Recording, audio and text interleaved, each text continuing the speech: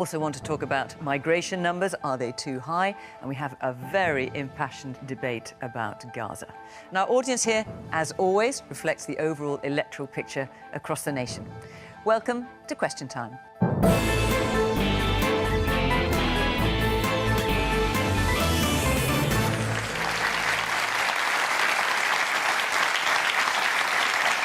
On tonight's panel, Esther McVey is a recently appointed cabinet minister. The MP for Tatton had a previous career in television, most notably presenting GMTV. After various jobs inside and outside government, she's now in a role dubbed Minister for Common Sense. Steve Reid is Labour's Shadow Secretary for the Environment, Food and Rural Affairs. The MP for Croydon North has been in Parliament for over a decade, having previously been leader of Lambeth Council in London. Layla Moran is one of the 15 Liberal Democrat MPs in the Commons. She's of Palestinian descent and has extended family in Gaza. Having run for her party's leadership in 2019, she now speaks for her party on foreign affairs. The comedian Zoe Lyons was born in Wales, spent most of her childhood in Ireland, moved to Scotland and now lives in southern England. She appears on a variety of comedy and current affairs panel shows and just about survived the reality show SAS Who Dares Wins alongside Matt Hancock. And it's Happy St Andrew's Day to Andrew Neil. He edited the Sunday Times for over a decade and was founding chairman of Sky TV before a long stint at the BBC, where he built a formidable reputation for skewering politicians. He chairs The Spectator magazine and writes for the Daily Mail.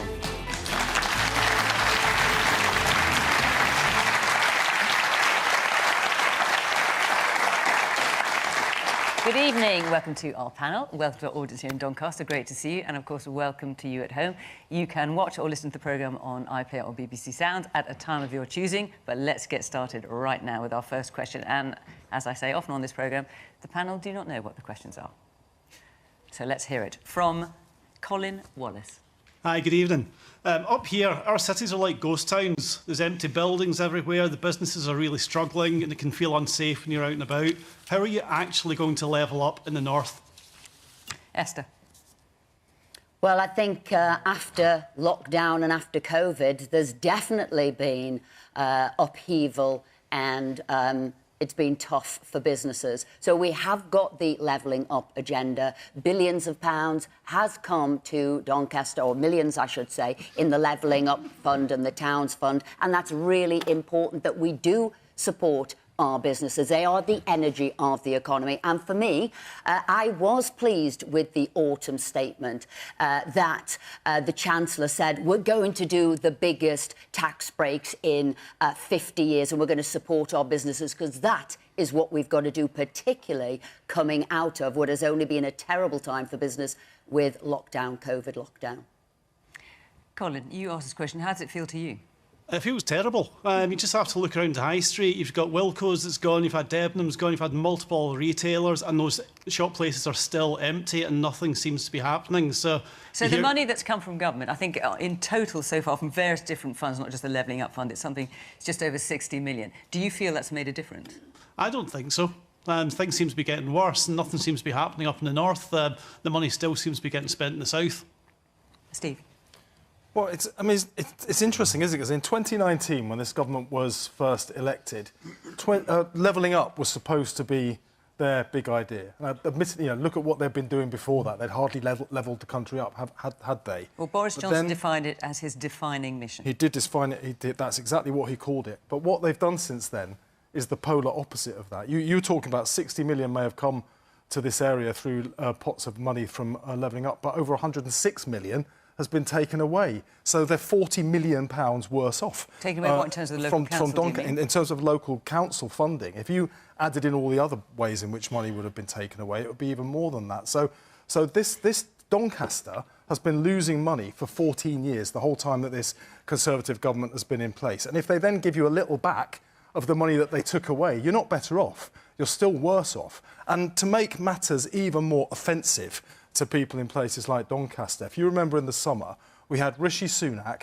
standing in a very well-heeled garden down in Tunbridge Wells, bragging about the fact that he had taken monies away from places like Doncaster and funneled it instead into far wealthier parts of the country. This government does not have any interest at all in levelling up this country. They've been pulling this country apart. Now, let me tell you how we should... Can I just quickly come in there? I'm sure you'll get Esther a chance to come in. I'm sure you're going to get a chance to come in, Esther. I'll let you come in. I was just going to say what I think we should be doing. You shouldn't be taking money away from places like Doncaster and giving it to better off parts of the country. What we need to do is open up opportunity to every single part of the country. And one of the ways that we can do that is to get ahead with Labour's Green Prosperity Plan, plans for new towns, investing in the good, clean, new jobs, digital jobs of the future, giving local areas the power they need to choose the skills that they want their local people to be able to trade up in so they can access those jobs. Then they've got the secure incomes. They're not dependent on handouts from Whitehall. And we can give places like Doncaster and other towns across the country back their sense of self-reliance and pride, which this government's taken away from them. And for the people here in the audience, because this was more of you asked a question about levelling up than anything else, how long do you think, if you were to win the next general election, how long do you think the people here would have to wait before they felt the effects of that?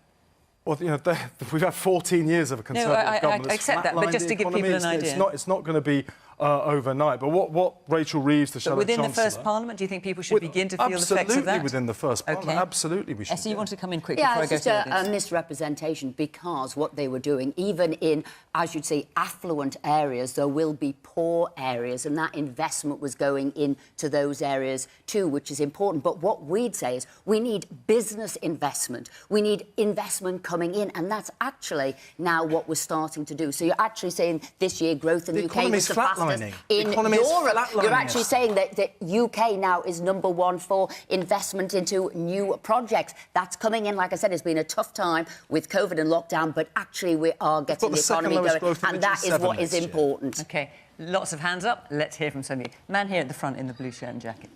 Hi, yeah, just to back up the gentleman about levelling up, when is the government going to commit and support the reopening of Doncaster Sheffield Airport? All right.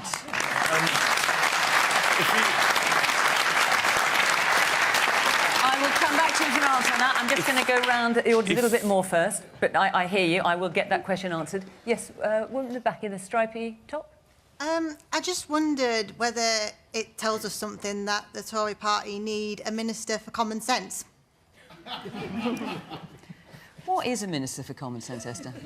Well, you'll have read the reports like me. It seemed that in the media I was dubbed as the Minister of Common Sense, but you actually will know, Fiona, what my role is, which is Minister in the Cabinet Office. It's known as without portfolio, which means that you work across portfolio. So it is about scrutiny, it's about oversight, it's making sure there is delivery for money. Ken Clarke held the position, Peter Mandelson has held the position. Is the whole common sense thing inaccurate, then?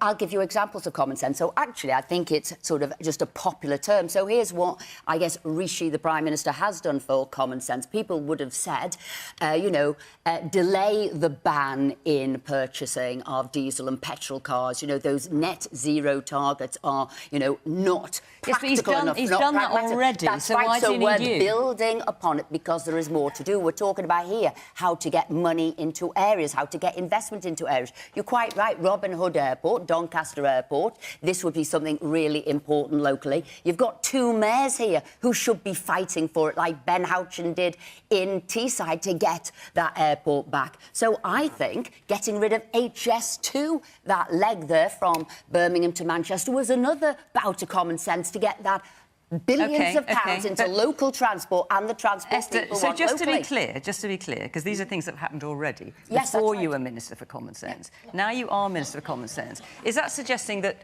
the ministers that are already doing their jobs in the various departments in Cabinet, they don't have enough common sense? So you've got to come in and display more common sense? I mean, literally, how does it work?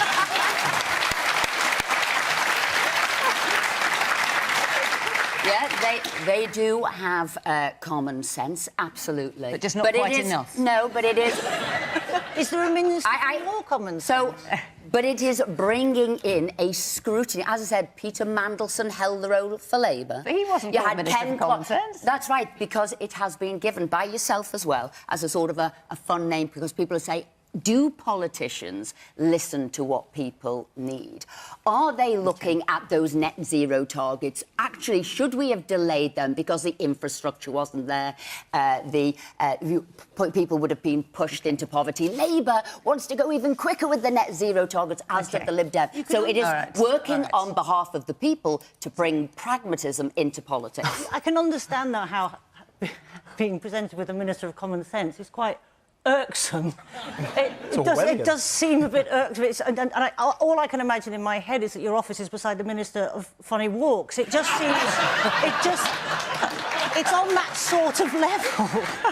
It's... No, you see, I think, as other people have held this role, it is important, because sometimes also government works in silos. You'll have individual departments working on things, and you need it that somebody can go across those departments, work with those departments. We were talking about this before, and you said how important that was, Lady. Esther, I appreciate it. Listen, we've asked that question. We must let you answer, but I'm going to drag us back to levelling up. So we got slightly sidetracked by that. And we've answered your question about we've had an answer about the airport. You man there in the glass in the dark jacket. We in the north feel like the forgotten souls. In the last 12 months, we've lost our airport here. We've had a failed bid for a hospital.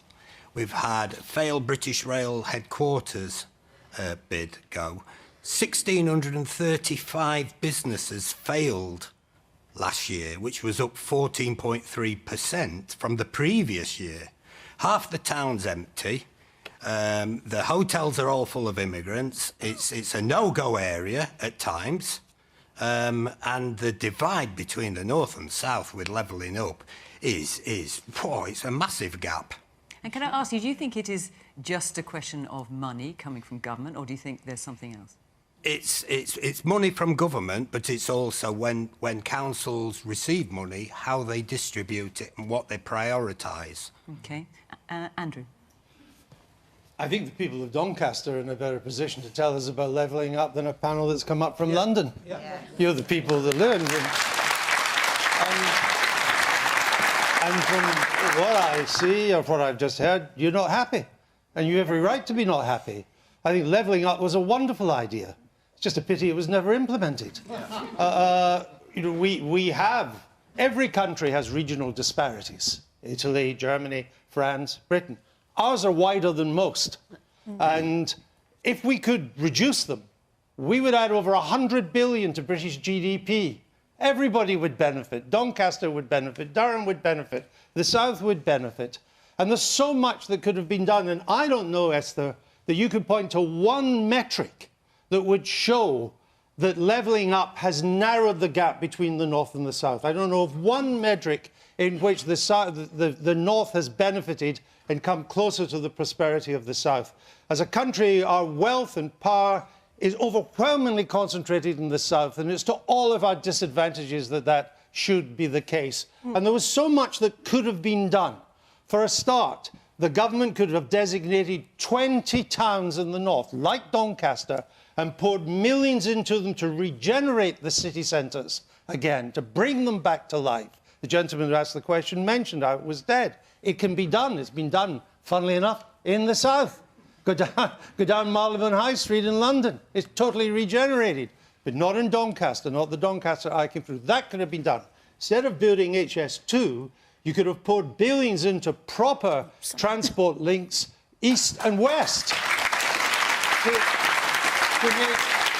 Leeds and Manchester and Liverpool a single Labour conurbation with a labour force or a population of 10 million, which is the size of London. You're up there if you do that.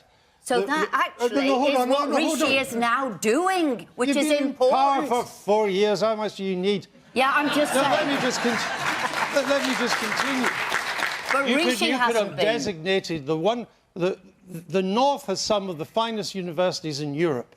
They could have been designated to work together as clusters for modern technology. There is 150,000, 200,000 actually now, shortage of people with STEM skills, science, technology, engineering, mathematics. The government could have designated elite STEM schools in every major northern town and city and given the young people of this region a real chance in the future of this world, a world-class education, German standards of engineering education. That would have brought up the living standards. There's so many things that could have been done that would have made a difference. And frankly, Esther, you, government, has done nothing.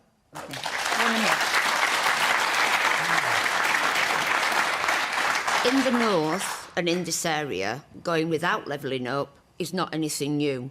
And it's not just the Tory government that's failed to do that. It's previous Labour governments that have failed to do that. And wherever you go in this area, Doncaster, Sheffield, Rotherham, wherever you go, there are high streets that are crying out for money. When will somebody get real, future governments get real and sort this out?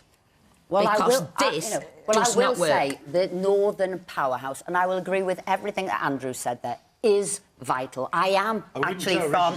No, listen, I am from... You should say your government doesn't know anything about it. No, hang on a sec. I am from the north, and I've always fought for the Northern Powerhouse. My husband is from Doncaster. I know this area very well.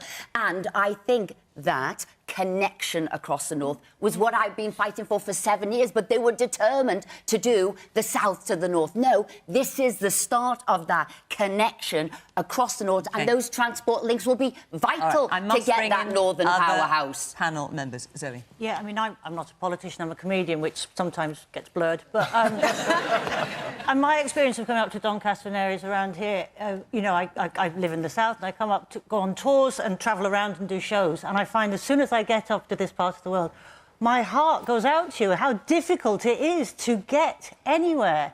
And it's a basic human right to be able to live in one place and work in another, to commute to a job, to generate wealth across the whole region, as we are saying. And I really do feel for you, but it's been going on for years and years and years and years. I mean, sometimes when I'm up in Yorkshire, I'm getting on a train, I'm like, is this a train or is it a bus that thinks it's a train? It is so confusing, and it's...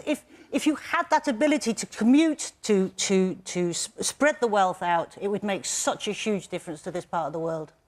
Layla? I'm from Oxfordshire, but that doesn't mean that because you're from the south, it's not in our interests that the north isn't thriving. Because businesses that start in places like Oxford can't stay there. We don't have enough space for the labs or whatever, the spin-outs, and very often they will come here. And what I think makes me so upset is the reason I got into politics in the first place, I was a teacher before I was an MP, is that when I visit places in my area and ask people where they're from, sometimes they are from places like Doncaster, and ask them why did they go, and they said there just wasn't the opportunity here. They wanted to stay. They wanted to stay and raise their children near their grandparents. They wanted to stay in their community, but when it came to that job that was going to get them on the ladder and get them ahead in life, they couldn't find it here. So what's the Lib Dem policy on this? So what we have always spoken about is finding a way to get local communities the money and the power that they need to be able to do this work. Local government has been consistently underfunded over the last 10 years. I'm a great believer that if you vote for a local council, actually you guys and your councillors know very well how to revitalise your high street. What works for you is not going to work for Abingdon, near me. We've got to make sure that local communities are given that power, and that power is evenly distributed. And examples of that is, for example, HS2. I think, actually, it was a mistake to cut it, but actually I would have started in the north and gone south. You start the investment there, you don't stop it. Okay. Let me just say a couple of points we all just want to move on. The woman at the very back in the glasses. There's this notion of brain drain that we're taught very early on. I was taught in GCSE geography that we are to, or we're expected to, if you're educated and want to achieve what is deemed as something, you are to move out of your hometown. I love it here, I want to stay here, I don't want to be pitied. I don't want it to, oh, when I come up here, oh, is this, I want it to be thriving. I'm educated, I'm clever, and I care about this place. And there are so many like me. I don't want to be a statistic that is pitied or expected to move down south. I don't want to. Right. Okay. The man here in the glass and dark sweater. Right. So for me, levelling up starts at the local area. We've had South Yorkshire Mayor Oliver Coppard, who's now got 1.455 billion from City Regional Transport Settlement Fund, and the first thing he did was went out and bought some more trams, £500 million. And what we have seen now is a localised version of trickle-down economics. Spend in Sheffield goes down to Doncaster. And what we've had now is they claim what powers? And then they go in the Parliament, Secretary of State, Mark Harper, he says, yes, we've met with Oliver Coppard. Oliver Coppard on Radio Sheffield says, no, we haven't. So the three things that really affect us are the funding element. Oliver keeps saying, I can't extract this funding. It's 2027 for Crest. And then we've got the localised issue in transport infrastructure, where Peel have been allowed to take an airport twice, once in Teesside, once in Doncaster. And then we've got devolution isn't working for us. The two mayors, Oliver Coppard and Ros Jones, are not giving us the money. They prefer to spend it on a business case that is returning lower than HS2, and that's the trams. OK, well, obviously, they're not here to defend themselves, but I hear what you have to say. I'm going to move on and take another question. Before I do, I want to say that Question Time is in Petersfield in Hampshire next week, and then our last programme for Christmas, the week after, is in Kelso on the Scottish border. So if you'd like to be in the audience of either one, go to the Question Time website and apply there. And incidentally, when we're in your local area, if you want pictures of your local area to appear here, do send them in. The instructions are on the Question Time website. And then all our locations up until, I think it's until January, are on our website too. So, for example, after Christmas, we're coming back to Oxford on January the 11th, I think it is. So feel free to apply for that now if you'd like to. OK, our second question. Now, there's a lot of questions about this as well. Wai Ming Yao, where are you? Oh, that's you. Oh, I didn't know that. OK. Well, we're getting two bites of the cherry with you then. Yes. So my question is, should we allow cheap imported labour to fill the jobs that Britain do not want, or should there be a salary floor of £40,000 for each immigrant? So a minimal level that they have to be able to earn before they can come here. OK, and that's an idea that's come from Suella Braverman, I think, the former Home Secretary. Steve, obviously there's been a lot this week and last week about migration figures. Last year there were record levels of net migration figures. This year they're still very high. Should we allow cheap imported labour to fill the jobs Britain's doing? Well, when this government was elected in December 2019, they said that they would get immigration numbers down and give British people back control of our borders. Since then, immigration has trebled. It's gone up threefold. So this government has shown that they are incapable of managing immigration in the way that they said. And, I mean, there are so many ways that they're getting this wrong. They're spending £8 million a day on asylum hotels. That's £3 billion of your money every year, when they could be using that money instead to fund more people to work in the Home Office and process the applications, and then remove people who don't have the right to stay and properly support people who do have the right to stay. But instead, these people are locked up at immense public expense. But the question, Steve, is should we allow cheap imported labour to fill the jobs that Britons don't want? We need to look at the minimum employment threshold for sure, but there's another employment-related element that I simply cannot understand. I'm baffled why the government continues with this, which is that they offer a 20% wage discount to employers to recruit people in certain sectors from abroad, rather than training up a British person to do that job in the UK. And that's jobs like engineering, skilled construction workers. 20% less for an employer to go and find somebody from abroad, bring them in here when you could have trained up somebody from the British workforce who is not working. And we know there are several million people who would like to work but are currently not working, partly because their NHS is broken as well. And they are basically bringing people in instead of training up British people to do the jobs. That is absolutely wrong. That isn't a government that wants to deal with immigration. That is a government that absolutely doesn't care. And they sit in Parliament and they pass law after law after law, all of which has no effect whatsoever. It's a kind of a performative government pretending that they want to deal with this issue. They are too chaotic to do it, and they're too out of touch to understand that what British people really want is training for the good jobs of the future. Don't prioritise foreign workers over British workers that could do the job here. So, Steve, let me ask you, because this is something Labour said, as you're saying now, about getting rid of that discount, that 20% discount for workers who come in, and I'm sure many people can see the logic of that. When it comes to to sectors that are really under strain financially, like, say, the care sector, if care workers are paid more, you can imagine hearing care homes around the country saying, well, we just can't afford that. We can't afford to pay the people 20% more. So what are they supposed to do? Well, again, this is where the government's lost control of the economy, because if the government was investing in training up people to do those jobs, then you wouldn't need to be taking people from other countries. And quite often, it's developing countries where those people could make a real contribution, who are brought here instead to do the jobs where British people have not been trained up to do it. But until those people have been trained up, you can imagine the care sector saying, we just can't cope with that. Well, until people are trained up, then of course you do. But they've had 14 years. You'd think within that period they might have found the wherewithal to start to direct money into skills training for where we have job vacancies, but they don't do it. Andrew. Well, the question was, should you raise, in a sense, the wage threshold for jobs for people coming in? And you could do that, and it's been proposed. You could do it, but if you do it, people will die in the care homes. Nobody's going to look after your granny.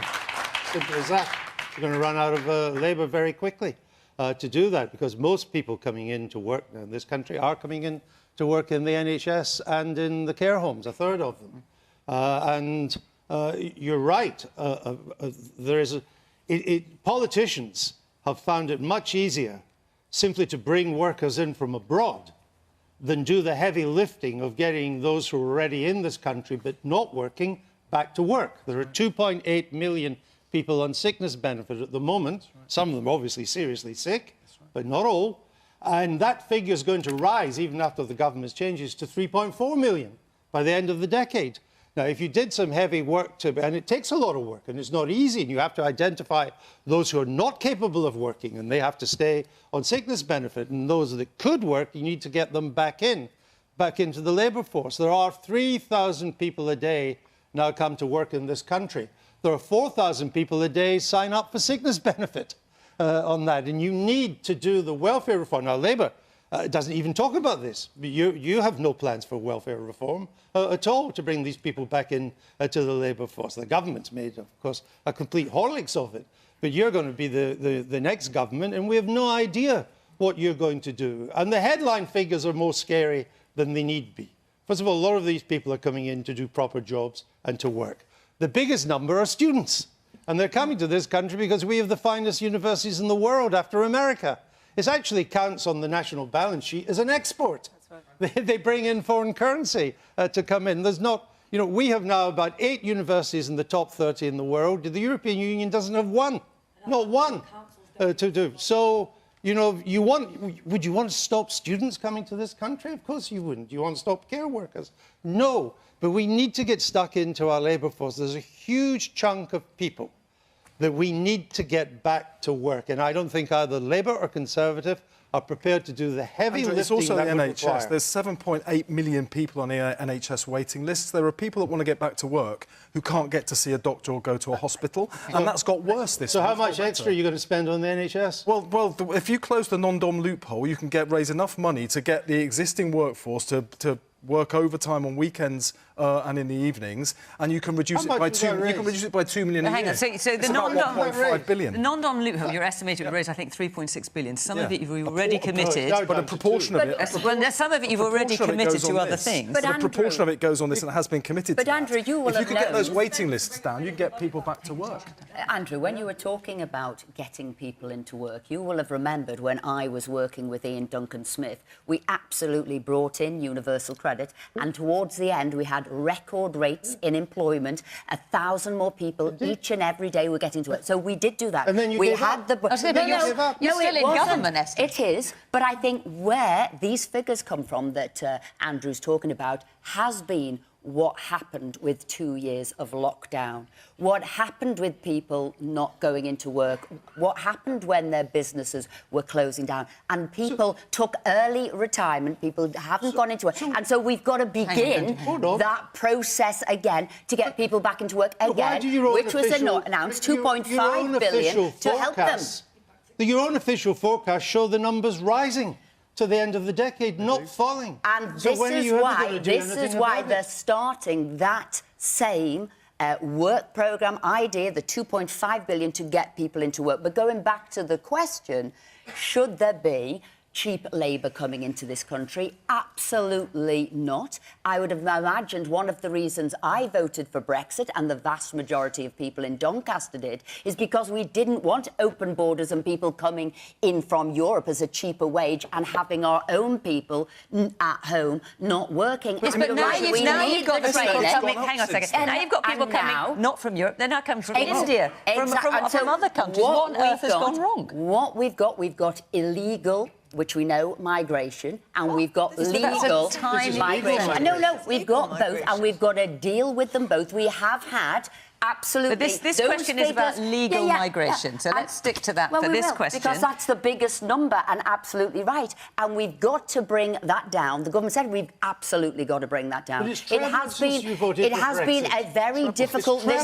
It's been a very difficult year this year as we brought in people from Ukraine, people from Syria, people from Afghanistan. But we have got to do absolutely everything. The world is moving around. Why don't you scrap the wage discount? There's a thing Labour, you voted 70 times against our illegal migration bills. You don't even want the Rwanda thing. Hang on. Let's stop here, both of you, because there's a lot of hands up, and I can see that you want to get a word in edgeways, so let's make that happen. The man there in the stripy blue top there, yes. Hello, it's really interesting, Esther, that you've brought up Brexit.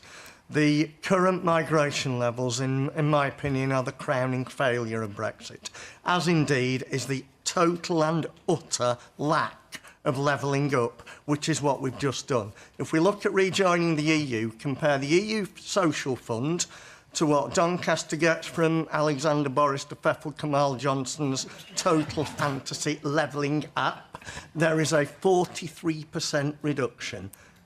Migration to this country, legal, by the way, all these human beings are legal. There is no such thing as an illegal human being.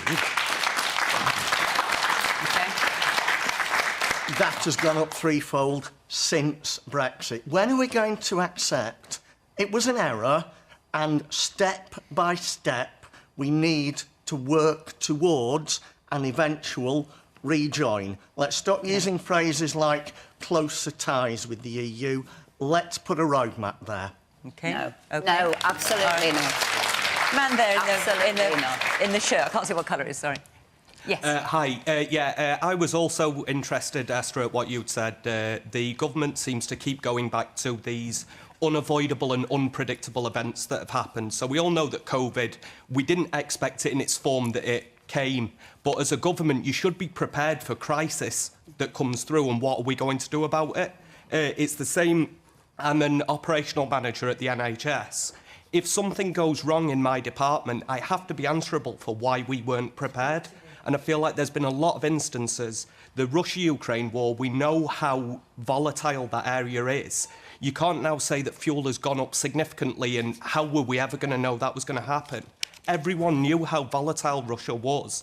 Why is the government so unprepared at all of these events? OK. Woman at the back there in the cream top, yeah. I think it's quite interesting how you mentioned a £40,000 threshold when we can't even pay our junior doctors that. Exactly that. Yeah. Man here in the glasses. As somebody that had to use the NHS back in June because I was rushed into hospital with sepsis, most of the people that I came across in A&E were of foreign descent. And without them, I mean, the waiting time was long enough as it was because it was a Monday night, and that's apparently the busiest night. But the waiting times it was were ridiculous for something as serious as that, where you've got hours. I don't think there's enough sepsis awareness out there, but that's a different story altogether. But it's like Andrew said, if you didn't have the immigrants in the NHS, in the care sector, people would just be dying because there's nobody there to look after them. It's as simple as that. We shouldn't need to bring cheap labour into this country. We should be paying the people who are working in this country a decent living wage to live on. We have had, for years, uncertainty within employment. It's horrific for people to try and manage their lives like that. And you're absolutely right. We should be paying them a decent wage to be in this country in the first place. I mean, and it's also just a thought, but maybe we could, utilise the people who are coming into this country, immigrants or asylum seekers, who have a huge amount of skills as well amongst them. And if there was some sort of process system where we could go through them and process them in time, we could utilise, lots of them have medical skills as well. Use those people who are already here to do that, to do those jobs. Layla, what is the Lib Dem policy on this? On social care and getting... No, not on social care, but on immigration we're talking about. On immigration, well, to answer the question specifically, should we be raising the thresholds and all of that? We want to see the exact right number of people coming in that we need to fuel our economy. There is no industrial strategy. There is no plan. As far as I can see, there is no competence in this government left anymore at all. They have completely lost control. And I agree with the thrust of where a lot of this conversation has gone so far, that we need to be looking at the NHS and social care. The Liberal Democrat policy on this is that we need a social care living wage, which is £2 more than the living wage that we currently have. And the reason for that is because we realise that if you want to get people through the NHS faster, you need to unclog social care. We need to get people wanting to work in social care, and that's not happening. And you know what? I think we should go further. For those people who are here working in our social care and our NHS, can we just say thank you to them for a minute? Because they are doing an incredible job. So the numbers this year, I mean, there's a huge margin of error, but net migration was 672,000 this year. It could go as high... hang on one second. It could go up, I think, as high as 900,000 or down as low as 500,000. We'll find out for sure next year. If you're saying the Lib Dem policy is to have as many migrants as the economy needs, presume you think that number is right, then, 670. Most of them come for jobs. We are certainly not in charge of the Home Office. The Home Office is so incompetent. But do you think, does that number feel too high to you as a Lib Dem? You know what I want to see? I want to see public services that work. I want to see businesses but can you that ask, have the right that's people. not answering the question. I'm not, no, do you think that number is too high? Labour think it's too high? The Liberal government Democrat thinks policy, it's too high? Do you think it's too high? We don't think an arbitrary number is helpful. We want to see the exact number of people that we need, and that will change year on year. It will change quarter on quarter. If we but these people some of these are students, of course. Yeah. But otherwise, these people have come for jobs. Well, so presumably you think this number is about right. 100,000 of those people, and this is another thing that is in these figures, and I think should be celebrated. 100,000 people in these figures are 60-odd thousand that came over in the Homes for Ukraine scheme. I was proud to host one in my own house. This was British people opening their hearts and homes to refugees from somewhere, and we should be proud of that number. OK, but just to be clear... No, let me finish, please. And 40,000 were people coming over from Hong Kong who were escaping from the regime in China. But just to be clear, you've got Labour numbers are. and the Conservatives both saying they think the number is too high. The Lib Dems are not saying either way. Is that right? No, because the number's going to change all the time. I just want to be clear what your position is. OK, I'm going to move on and take another question. Becky Marshall, where are you sitting? There you go. Let's have your question. Is it time for the UK government to join others around the world in calling for a permanent ceasefire in Gaza? So, as things stand, unless it has changed while we are on air, there is a truce until tomorrow morning. And that's as far as we've got. Layla, I'm going to come to you, obviously, because you have extended family in Gaza. You've talked about that. I've been dreading this question before. I've been. Well, look, I'm not in any sense trying to put you on the spot here. No, I know, or put you in a difficult position.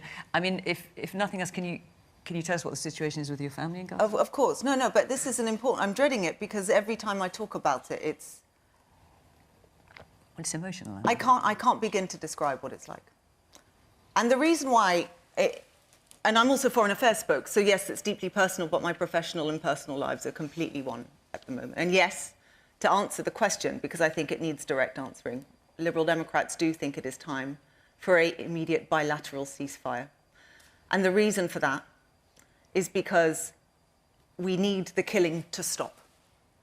This is a deep, horrific humanitarian crisis. It's already killed one member of my family, who, by the way, didn't die from a bomb. He died because he couldn't get access to medical help. They're in northern Gaza. We're Christian Palestinians. And he was dehydrated and old and frail, and they couldn't move from the north. Nowhere in Gaza is safe. And they died.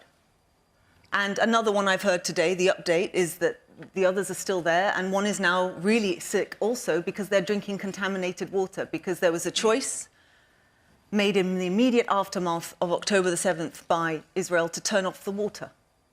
This isn't right. I'm not a lawyer. People are talking about international law and all that.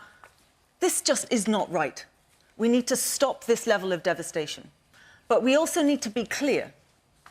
Hamas need to be gone. They need to be gone from Gaza. There is no future for the Palestinian state. How do you get rid of them then? And we also need a two-state solution so that the dignity for Palestinians and security for Palestinians and Israelis is guaranteed. Now, how do you do that? Well, first of all, I'll point out the political leadership of Hamas is not in Gaza. They are in five-star hotels in Qatar. Yep. If you want to achieve this lasting peace, you do have to get rid of them, absolutely. But there is no military solution to this. We need to understand this now. The other thing you have to understand about Hamas is that they are as much an idea as they are an organisation. They are terrorists. They absolutely are terrorists. And if you want to get rid of an idea, the answer to that is you replace it with a better one. You replace it with hope. Okay. And all of you who are looking at the TV screens and at what are happening and saying to yourselves, this isn't right and we don't want this anymore, bear in mind, this has affected 4 generations of my family. This is not new. This has been happening in some form or another for 75 years. And just like in Northern Ireland, there came a point where the whole world, driven primarily by good people like yourselves, said, actually, this is not right. We need to now push our politicians. This is going to be hard. This is going to be one of the hardest things that politicians around the world have had to do in a very long time. But I'll tell you this, if we don't try, then we can guarantee we are going to see something like this happen over and over and over again. And I don't know about you, but I've had enough. Okay.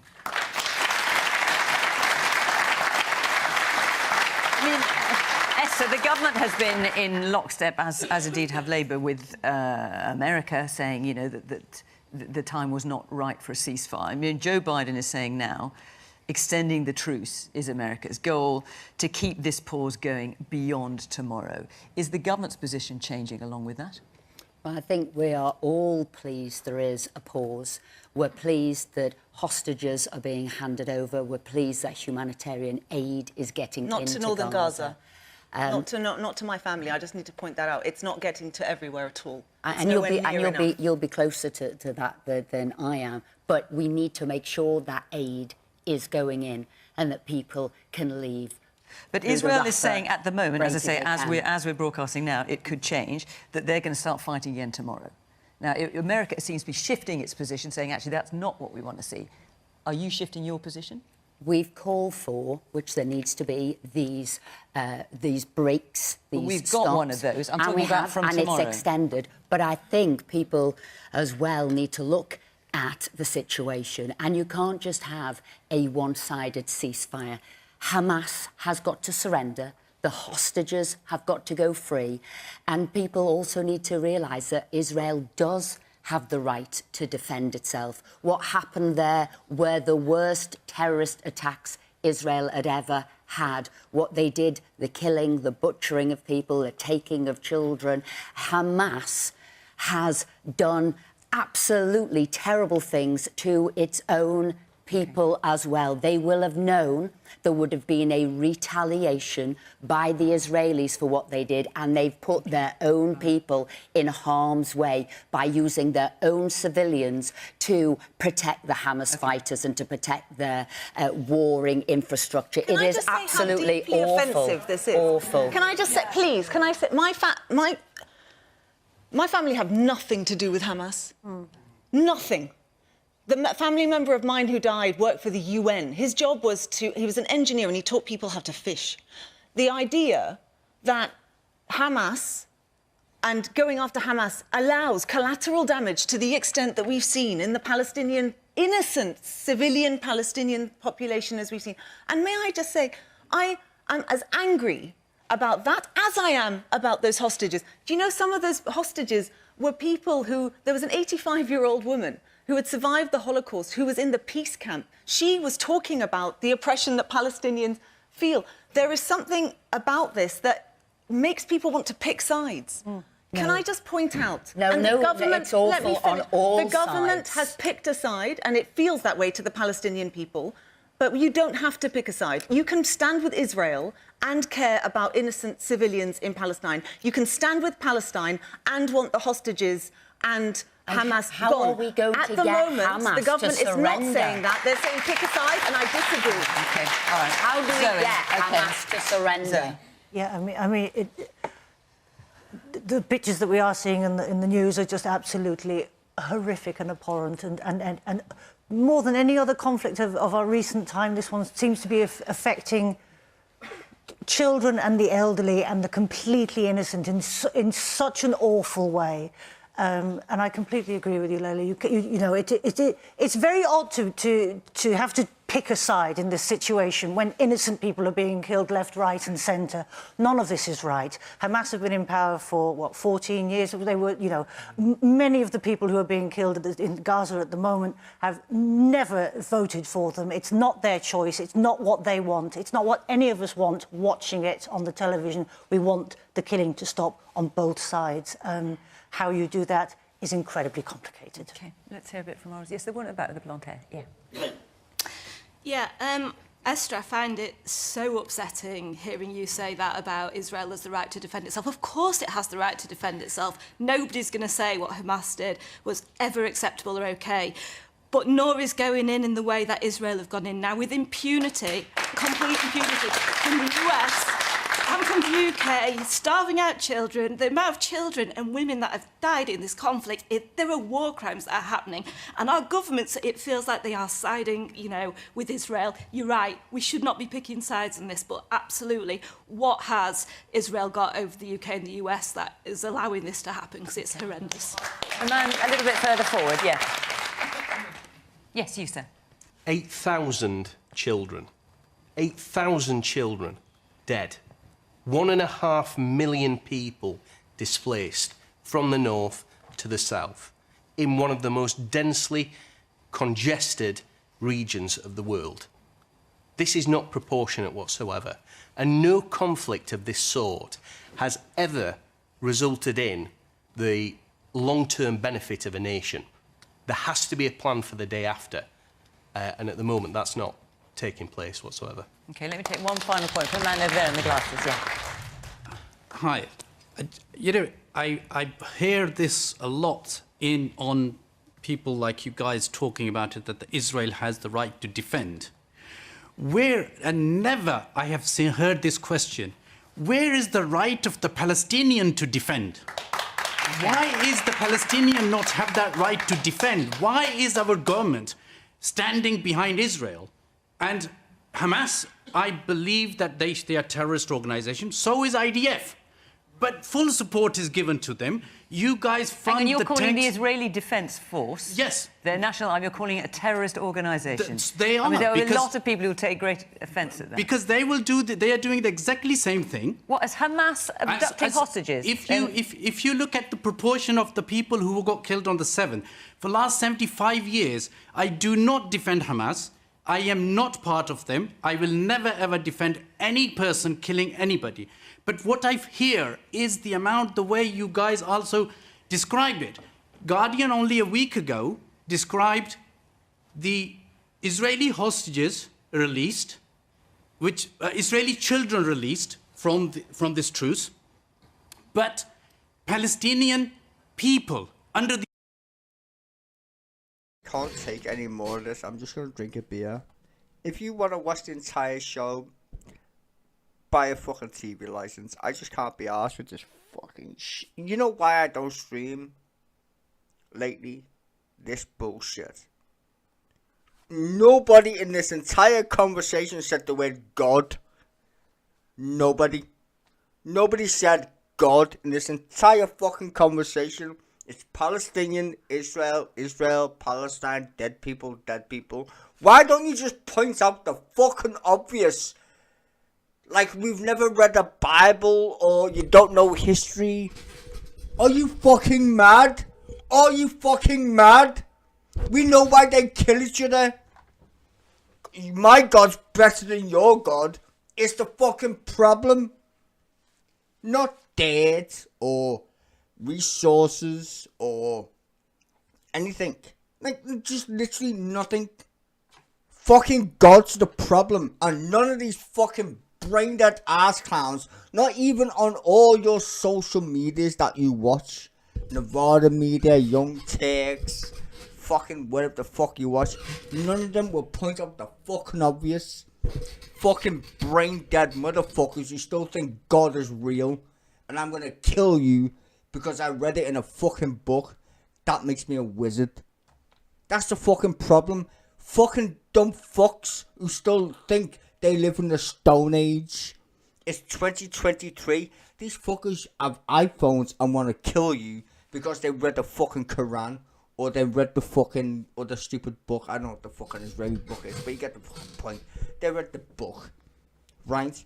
They read a fucking dumb book that was written by a motherfucker thousands of years ago, 2,000 years ago, whatever the fuck it was. And you're going to tell me that the only problem in Israel or Palestine is the fact that, well, Hamas.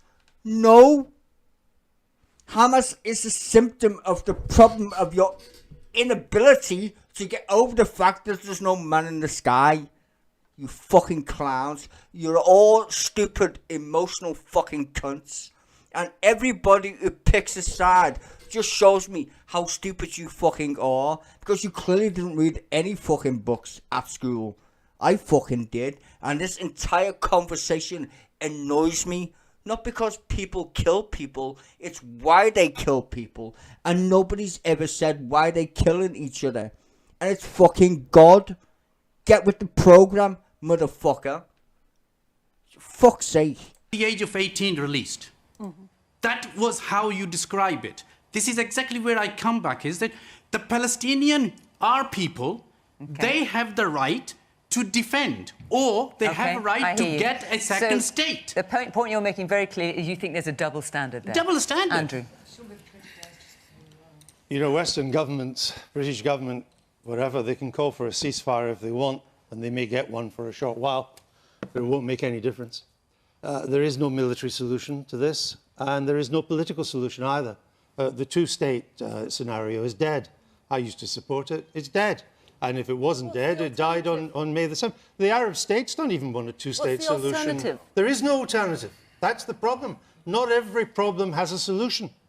Sometimes things just have to play out in the most horrific way.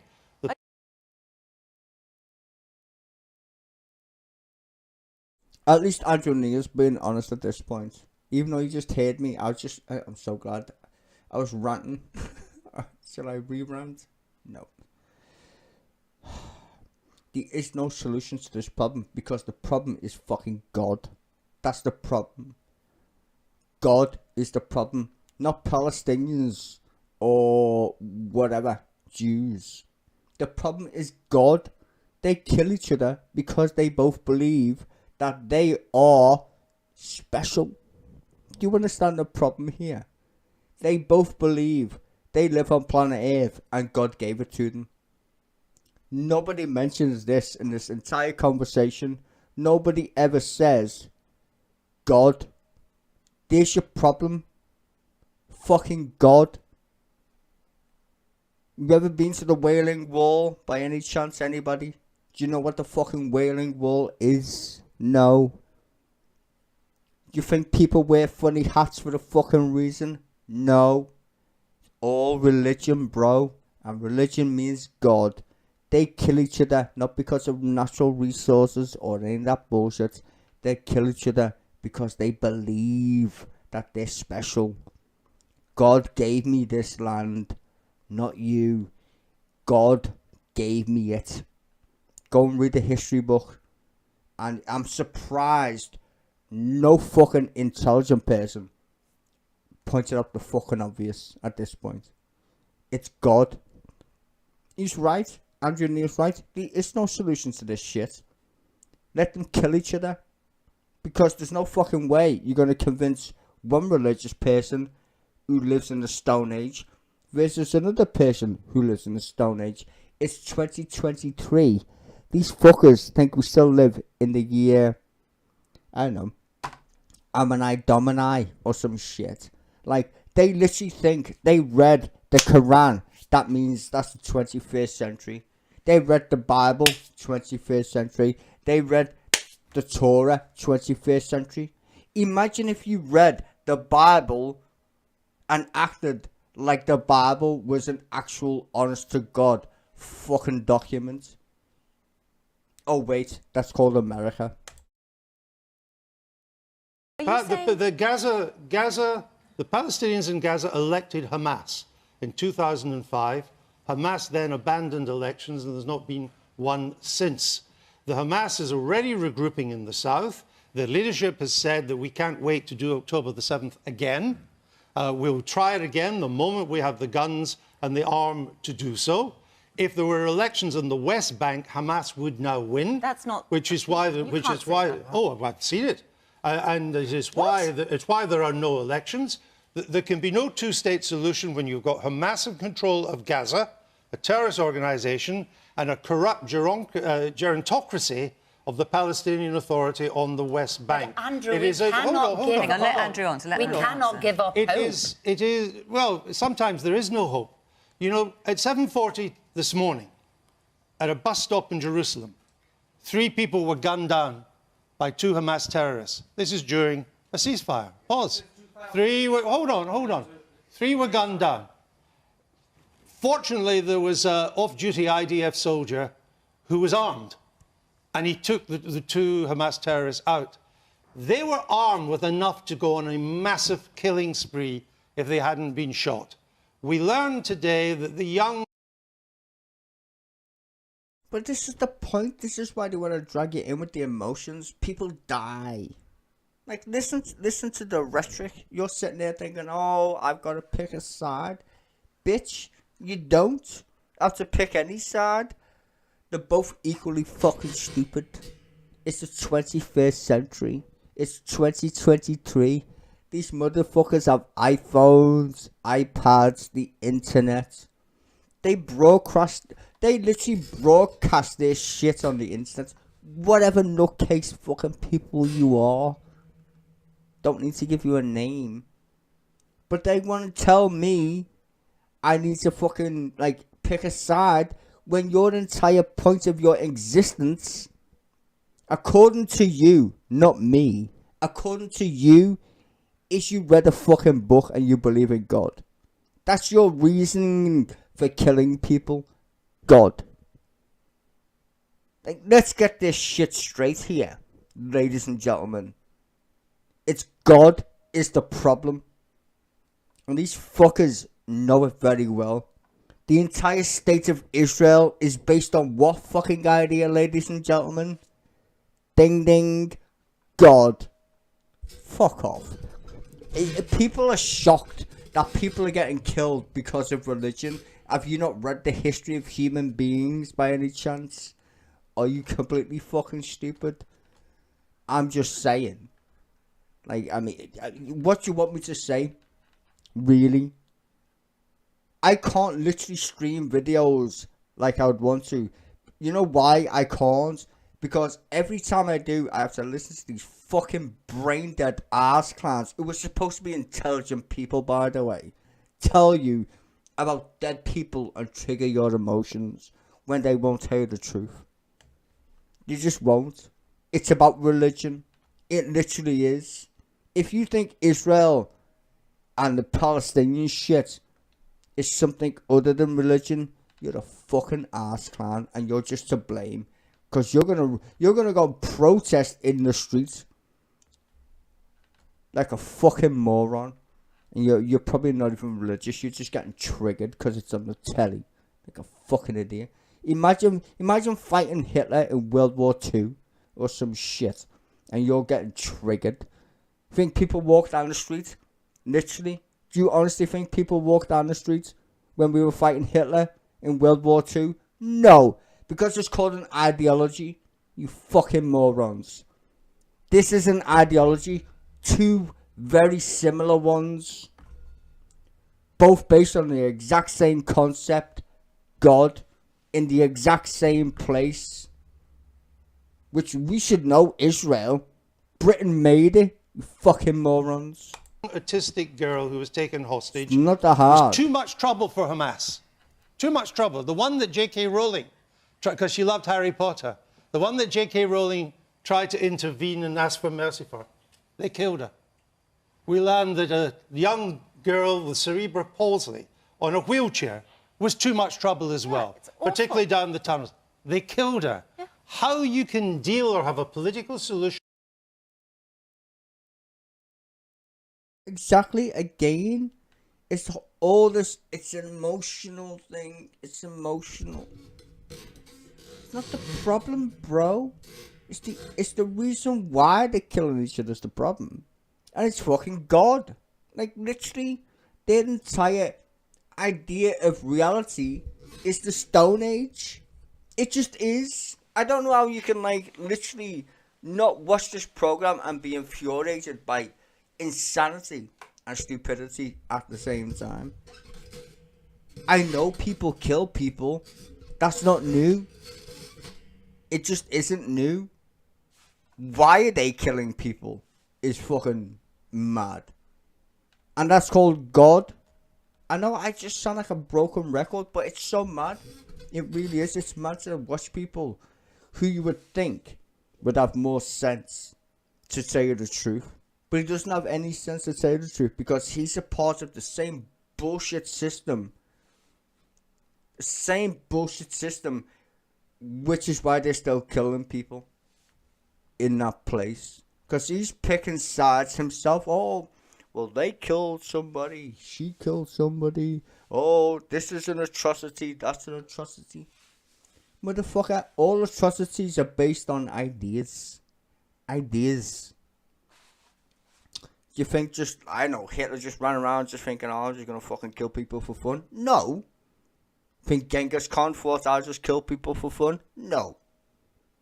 People go around killing people based on ideas. And these fuckers don't plan on giving up because they're both stubborn. Because they both think God makes them special. That's why Hamas will never give up. It's not about a Palestinian state. Don't be stupid. It's about God. God gave me this land. Go back all the way to 18... What's that? I can't remember now. I think it's 1300 BC. And it used to be the place before the British made it, shall we say. It was called Canaan.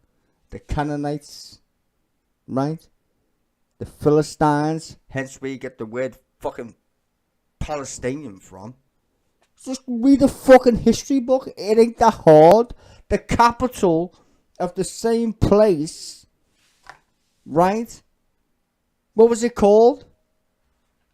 It wasn't called fucking Jerusalem, motherfucker. They've been fighting for ages. They've been fighting before you could fucking use a phone. And now you're gonna say, breaking news, motherfuckers are killing each other over religion. Motherfuckers been killing people in Europe for fucking about religion. We had the Protestants and the Catholics killing each other. Exact same shit. Just on a bigger scale. Right? Same shit. Different script. Why are you killing you? God told me to. God told me, because I'm a Catholic, to kill you because you're a Protestant. Exactly the same fucking bollocks. Fucking God.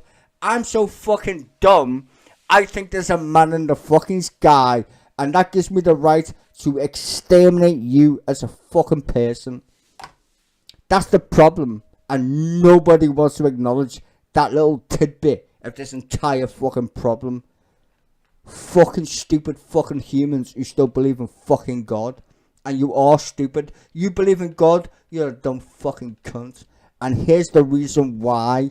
Live on your TV, and these fuckers will give you any excuse not to point out the fucking obvious to you. You fucking clots.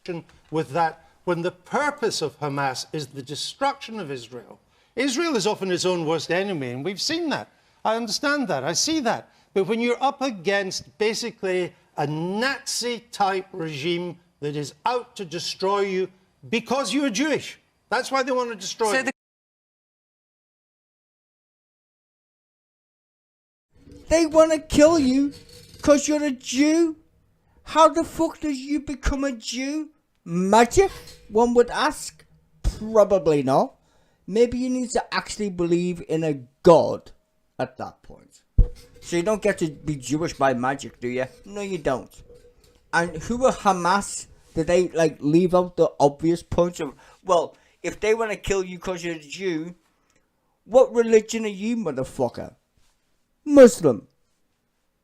Let's just literally point this fucking fact out.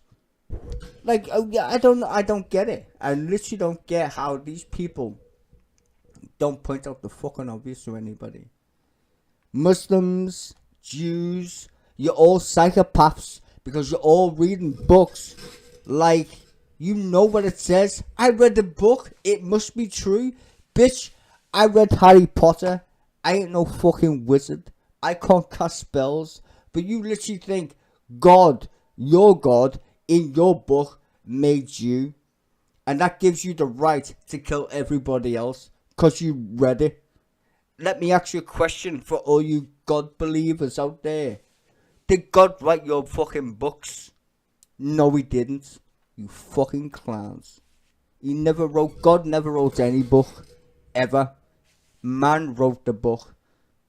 Man. Not God. You know what that means? Propaganda. So please, for fuck's sake, grow the fuck up. You use a smartphone and you're so dumb. What's the point in having a smartphone if you're stupid? Like, seriously. If you're so fucking stupid, you can use the internet. You can't work out that God's a scam and always has been. Look up the word God in a dictionary. It's right there. It says description. God is anything at this point, bitch. I can make up my own God or my own religion because it's so vague and full of shit. I don't need any proof. And then people say, well, I'd rather believe. Motherfucker, that's why we had that's why we have science, to get rid of fuckers like you. Like, literally, that's why we have science, because people like you made up mad shit. And then we had science that says, like, can we all agree that's full of shit? Yes, we can. Yes, we can agree that's full of shit. Just because you think some shit exists doesn't mean it's fucking real, you crackhead. What fucking mad planet are you on? If I said to you my iPhone 17 is the iPhone 25, you'd call me a fucking crazy cunt. You would. Because I said the word believe, apparently. No, I believe it's an iPhone 25. Shut the fuck up. But yeah, you're going to listen to this fucking Muppet and these Muppets tell you Palestinians and Israelis are having a war over what? Land? What are they warring over? Not fucking a two-state solution. It's fucking religion, you crackheads. And religion requires a god. Get with the fucking program, you fucking idiots. And stop being a sap. Stop sucking fucking dicks. Stop sucking fucking dicks. Please. The question, Andrew, is... How can you deal with people like that? OK, Andrew, hang on a sec. The question, is it time to call for a permanent ceasefire? Yeah, as I said, you can call if you want, but there won't be one. OK, Steve. Well, I mean, what we all want, what everyone wants, is for this horrific war to end. I'll never accept that you have to abandon hope. Keep calling it a war. It's not a fucking war. It's not a war. Wars have soldiers and an objective and shit like that. This is religion. That's different. Way different. Like Andrew Neil said, pardon me, there ain't gonna be no peace in the Middle East. Blow it up. I would literally move them all out of the way. Get out the fucking way, you bunch of fucking psychopaths. Get out the way. I would literally move them all out. Nuke it. Nuke the Middle East. Get rid of the fucking lot of them. Just get rid of them. They're all... Anybody who believes in God in 2023, make sure they don't have babies, because they're all psychopaths. If you believe in God, you're a fucking nutter. We've been living on the planet long enough to know nobody's coming back. No one's coming to save you. Stop being a fucking weirdo. Get over it. There is no God. in your, well, there is in your head, but no God for reality. Do you know what the proof is? You live on planet Earth. If one person tells you that your idea of God isn't true, more than likely it isn't fucking true, unless you got some kind of evidence. And you can't say, I read it in a book, is your evidence. Because a fucking guy wrote that book, not God. You see the point where I'm getting at? Where's your evidence? You're all supposed to be technically aware of your surroundings, right? Where's your evidence of God? Zip, nada. Well, the universe, don't fucking tell me about the universe, bitch. I'm asking you. When did you first learn about God? I read it in a book. There's your fucking problem. Any problem on this earth that is created by human beings can be fixed by human beings. Yeah, that's actually true. But you can only fix human beings if they stop believing in fucking childhood fairy bullshit. Are you gonna fix it if they don't accept the fact that their idea of reality is fucking garbage? Garbage. Garbage. With the right will to get in there and sort that out. Any problem created by human beings can be fixed by human beings. We cannot give up hope for the sake of the Israelis and the Palestinians. Give up hope in what? Give up hope in two deranged bunch of loony people who believe in God. Don't give up hope. You might come to the conclusion that there's no such thing as fucking God eventually, the dozy bastards. It's like we fucking going through Reddit or 4chan thinking, oh my God, hopefully somebody will correct this spoon or whatever. No. They're just dumb fucking cunts. Nuke them both. I'm sick of religious people. Religious people have caused so much damage to this planet, it's unfucking real. Like, literally. I mean, you could name Pol Pot, Stalin, all the people that you've ever read about killing people. Religious fucking idiots have killed way more. Fucking way more. Fucking skydancing motherfucking cunts. Fuck them all. They should be exterminated because they're annoying. They literally are. If you think God exists, you're a fucking clown. We can't give up hope. Now, I think where we've seen some hope is in this truce, this cessation of the fighting that has lasted these past few days and has been extended several times. Well, that is a hopeful sign. And I don't forget, as others in the audience have said... And are you calling for it to be extended now as Labour? Well, I hope there will be an extension of it for as long as it can possibly be extended. Is that the official position? No one in the room here, no one has forgotten how this started, which was on October the 7th, that horrific incursion by Hamas terrorists in... That's the point. It didn't start on October the 7th. Even that's a lie. No, it didn't. It didn't start on October the 7th. At all. This has been going on for fucking hundreds of years. Literally hundreds of years. I should know the British made the State of Israel. You twat. That's been going on for just then. These fuckers have been fighting over God since fuck knows when. Hence, the whole reason... Just go and look up the word. Honestly, if you don't believe me, go and look up the word Palestinian. Look it up. Go and just look it up. It's fucking mental. These fuckers have been arguing over God since fuck knows when. About 1,800 years. The last time I checked, if I can remember it correctly. 1,800 years. And it was called Canaan at the time. And they were Canaanites. And the capital was Philistine. Some shit I can't fucking pronounce it. But you get the fucking point anyway. Hence where you get the word. But point being is, no. Just because you didn't have it on a fucking phone to see people dying, you think it didn't happen? I mean, the mad part is, right, there was a genocide in Africa in the 90s. The Hutu and the Tutsi, Hutu and the... Yeah, they sound very similar. Hutu tribe and the Tutu tribe, I think it was Tutu, whatever. Anyway, they were fucking killing each other with machetes. Machetes, not bombs. In the 90s, you can go and look up Bill Clinton and other people who were in the know. And even the United Nations, they didn't do shit. Thousands of people died in Africa in just one country. They had the civil war, right? Nobody did shit. Biggest genocide we've ever had. Nobody did anything. I wonder why that is. I wonder why. Because no one gave a fuck, that's why. And you didn't even give a fuck anyway. More people died in one day than has been killed by any of these fucking idiots fighting with each other.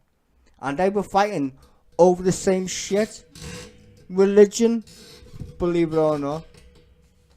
Fucking religion. Muslims versus Christians, again. And that's all it's ever gonna be. Religious fucking nutters fighting over which god's better. And if you read the Quran, and you read the fucking Torah, and you read the Bible, kind of funny shit, because they're all the same kind of fucking retards anyway. Especially with Abraham. It's fucking weird. But anyway. Into Israel, the biggest slaughter of Jewish people since the Holocaust. That's what started this. Everyone has condemned that, and that is absolutely right. Today, the leader of Hamas, one of the senior leaders, Yahya Sinwar, said that October the 7th was just a rehearsal. That is what that man said, the leader of the Hamas I know, but terrorists see, no one here is defending Hamas. No one. So there's no question, I think, among... No one's defending Hamas, but everyone's going to blame Jews for blowing up Hamas. The entire point, though, is God, they're never going to be happy. Ever.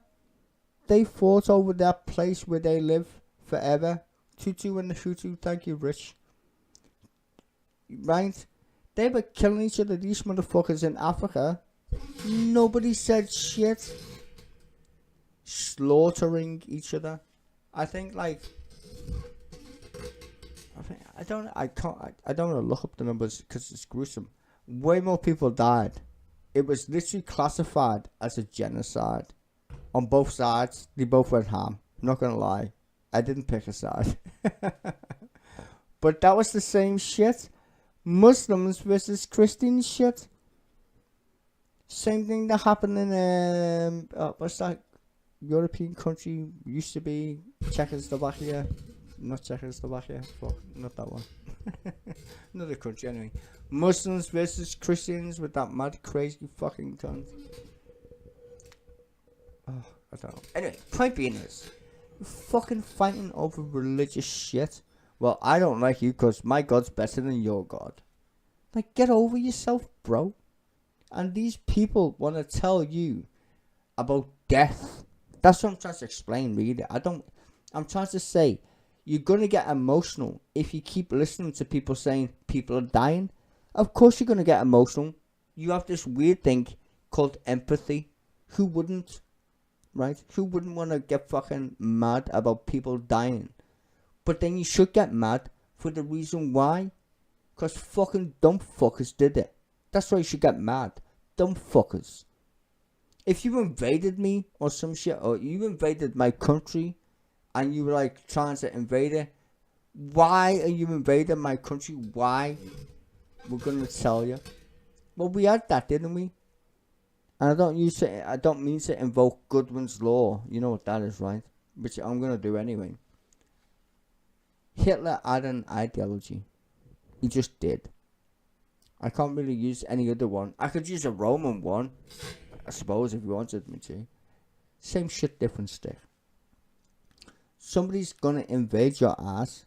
You're gonna say no. But his ideology, Hitler's in this instance, wasn't God. It just wasn't. But some people use God as a way to explain their own existence. Hitler needed a way to explain his own existence, but it wasn't God, because he couldn't give a fuck about God, clearly. Because if you gave a fuck about God, why are you going around killing motherfuckers? I'm pretty sure if you was a God-fearing person, you wouldn't kill anybody.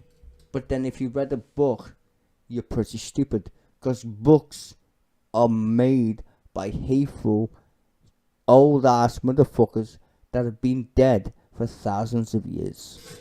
So why would you want to read that shit anyway? Why? Why would you want to read that? Because you're fucking stupid is why. You want to be a fucking wizard? Be my guest. Everyone here that what Hamas did was A, unspeakable and terrible, and that they're an organisation that people want to see the back of. The problem we've got but beyond that, where do we go from here? For as long as Hamas are saying that if they get the chance they will do it again, Israel will keep going in to try and remove their capability to get in and do the things they are saying they're doing. Now, though, we're at the moment of hope. I fully appreciate that you've got a personal connection with this, and I don't want to talk over you, but where there is a moment of hope is in that pause that has allowed more aid in, has stopped the bombing of Gaza, stopped the killing of people. And Israel's right to defend itself cannot mean a blank cheque. That has been extended for a number of days so far. In that space, there is the opportunity for more conversation on both sides and pressure from the outside world to stop it. Now, I think there's a vindication in this of the position taken by President Biden and others in the Western world who did not say to Israel, you do not have the right to defend yourself, which is what some have said. By getting Israel's ear, they have listened and there has been this pause. What we need to do now is seize that pause and use that moment to extend it for as long as we possibly can, because the only solution to this problem cannot be military, because everyone will end up dead. It can only be possible. Okay.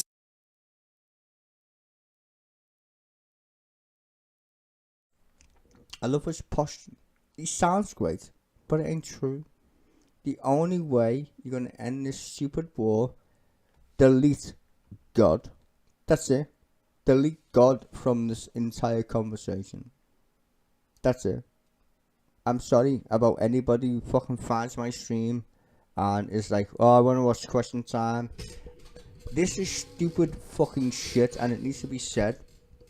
There is no solution at all unless you're gonna literally accept that God is a fucking concept, an idea. That's it. Someone told you what God is. Shut up. If you want to kill another human being because you're fucking so retarded, then we will never have this fucking problem solved at all. It's only possible. Can I just? It's only possible through a political solution. We have to have the space to start having those conversations to allow that permanent peace. What we are finding here is are two sets of narratives, right? You've got, on the one hand, Hamas saying these horrific things, and I've said very clearly they need to be gone. But on the other side, you've also got ministers, senior ministers, finance ministers, interior ministers in Netanyahu's government saying that they're going to drop nuclear bombs on Gaza. The way I see this is this, and Andrew, I have hope, and I would put it to you that it's more important that the Palestinians and the Israelis have hope than you do. We have to solve this. And the way we solve it is we move away from a narrative of the extremes, which is where we are now, of people fighting to raise their rhetoric one above the other. These men who have decided that they're going to base their careers on it. It's now in Netanyahu's interest to keep this going, and it's certainly in Hamas's interest not to be out. And there are people in the world who do have influence, and we've seen that because we've got this truce, and it is being extended slowly, slowly.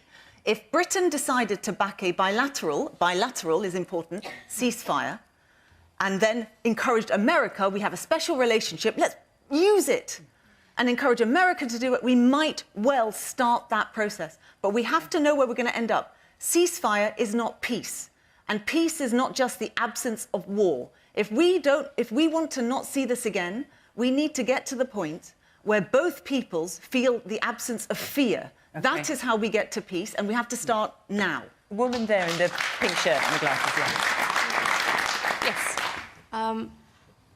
Andrew, I think you're the most rational person there on the stage right now talking about the situation in Gaza and Israel. But my question is towards all of you guys. Do you think it's time? I don't think Britain or the US have a good track record about foreign relations around the world, e.g. Syria and weapons of mass destructions. Do you think it's time to absolve our responsibilities and duties around the world and to just not be involved in the Middle East crisis, just to stop being involved in their country's policies and their...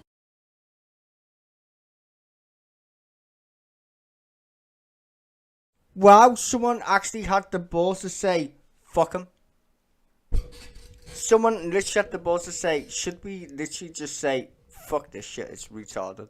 Yes, lady. If I was Andrew Neil, and I don't like Andrew Neil, clearly, because I'm to the left, and he's definitely not to the left, even though some fucking retards think he's on the left, right? Anyway, yes. Like I just said, there's no solving that issue. It's a religious problem. And that's been going on way before even the British drew the map. It's been going on. Fuck them. Just nuke them. Fucking nuke them. Nuke the Middle East. Nuke fucking any... I would just say, honestly, I would make religion... I would ban religion. If you came to my country, if I owned a country, which I don't, but if I did, I'd just ban it. You can't be religious. I don't care. Fuck off somewhere else. Go be religious over there. I just ban it. I'd only allow secularism and atheists. Because you know what? The rest of you fucking motherfucking weirdos cause way too many problems about what I can wear, what I can do. Shut your mouth. God said so. God don't exist. Get out of my country. Fuck off. I think that's going to come sooner or later. Because a lot of people who are secular don't care. They just literally don't. But the fucking mad religious cunts somehow care and use the laws against people who don't care, which is kind of weird. It just is fucking weird. Like the stupid fucking cunts.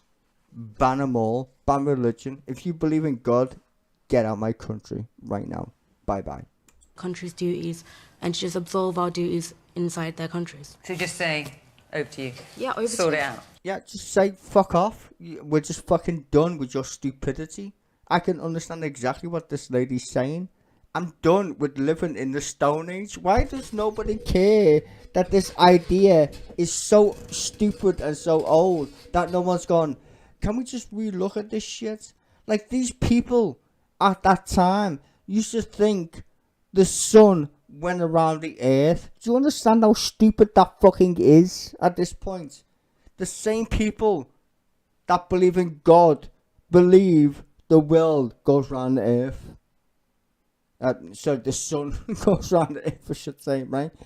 And that's the same time. If I told you, no, the sun goes around the earth, you call me a stupid fucking cunt, right? Yet the same fucking stupid cunts tell you, I read the Bible, I read the Quran, I read the Torah. We win. No, you don't. You just fucking stupid. Fucking stupid. Like, beyond stupid, actually, at this point. More so when you live in 2023, you're Trump. Yeah, so yeah. Fucking idiots. Okay. Can I give it a clap? I want to answer that. Yes. I want to clap here. Whoever that lady is, give it a clap. I don't know who she is, but give it a fucking clap. At least she points out the obvious. Can we just tell them to fuck off for being fucking retards? Get the fuck out of here. There's a woman here. Yes. Let's get a microphone to you. Yeah. Hi. Based on that note, well, I'm wondering, I mean, technically, I would normally disagree with what the lady behind me just said, but I think when our Prime Minister is promoting local coffee shops on his Instagram and social medias to millions of people and stuff like this is going on, we might as well, as Britain, and as a Palestinian, by the way, but as Britain, we might as well actually stand back, because I don't think there's enough being done from our politicians that do have the platform. So, Andrew, given that you think there's no hope, do you agree with that? For the foreseeable future. I mean, there's always hope in the longer term. But do you agree with the young woman there to think, well, actually, there is no hope, so A plague on all your houses? I mean, I agree with the lady in the audience in that Britain should not overestimate its influence in this situation. It really doesn't have very much at all, which probably doesn't matter because we don't know what to do either. The problem I have with this... To be fair, we got no influence. We built the fucking entire state of Israel. I mean, literally, we drew the map. We got no problem with it at all. Are you fucking messing? You should probably underestimate us. We're only Britain. Yeah, one of the only 2 nuclear-powered fucking powerhouses in fucking Europe. Yeah, we got no influence whatsoever. Yeah, okay.